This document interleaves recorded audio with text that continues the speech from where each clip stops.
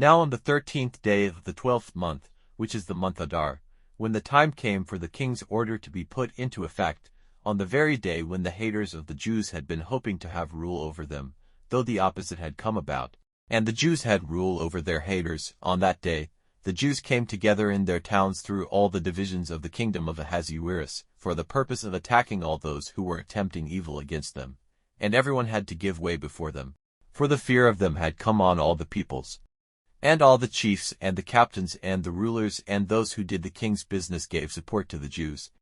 because the fear of Mordecai had come on them. For Mordecai was great in the king's house, and word of him went out through every part of the kingdom, for the man Mordecai became greater and greater. So the Jews overcame all their attackers with the sword and with death and destruction, and did to their haters whatever they had a desire to do. And in Shushan the Jews put to death 500 men. They put to death Parshendatha, Dalphon, Aspatha, Poratha, Adalia, Aridatha, Parmashta, Arizai, Ardai, and Vezatha, the 10 sons of Haman the son of Hammedatha, the hater of the Jews. But they put not a hand on any of their goods. On that day the number of those who had been put to death in the town of Shushan was given to the king.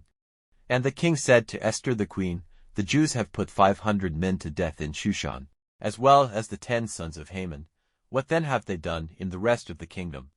Now what is your prayer, for it will be given to you? What other request have you, and it will be done? Then Esther said, If it is the king's pleasure, let authority be given to the Jews in Shushan to do tomorrow as has been done today, and let orders be given for the hanging of Haman's 10 sons. And the king said that this was to be done, and the order was given out in Shushan, and the hanging of Haman's 10 sons was effected. For the Jews who were in Shushan came together again on the 14th day of the month Adar, and put to death 300 men in Shushan. But they put not a hand on their goods, and the other Jews in every division of the kingdom came together, fighting for their lives, and got salvation from their haters and put 75,000 of them to death. But they did not put a hand on their goods. This they did on the 13th day of the month Adar. And on the 14th day of the same month they took their rest, and made it a day of feasting and joy. But the Jews in Shushan came together on the 13th and on the 14th day of the month.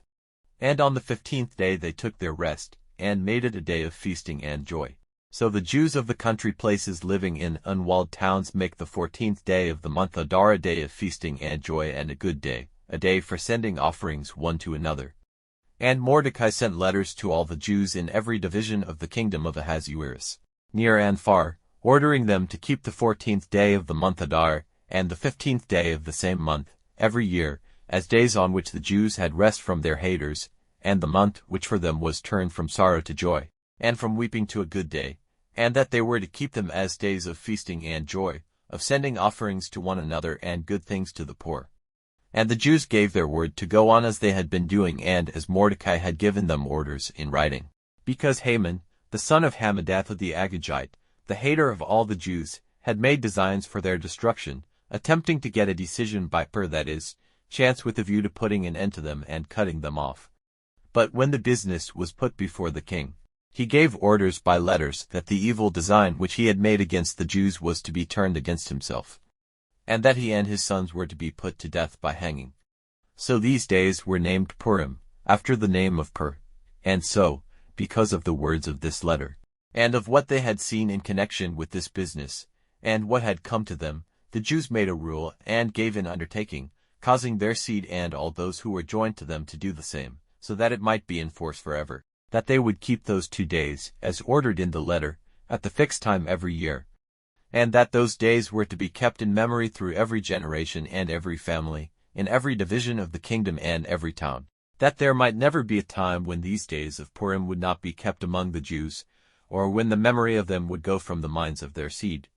Then Esther the queen, daughter of Abihail, and Mordecai the Jew, sent a second letter giving the force of their authority to the order about the Purim, and he sent letters to all the Jews in the 127 divisions of the kingdom of Ahasuerus, with true words of peace, giving the force of law to these days of Purim at their fixed times, as they had been ordered by Mordecai the Jew and Esther the queen, and in keeping with the rules they had made for themselves and their seed, in connection with their time of going without food and their cry for help. The order given by Esther gave the force of law to the rules about the Purim, and it was recorded in the book.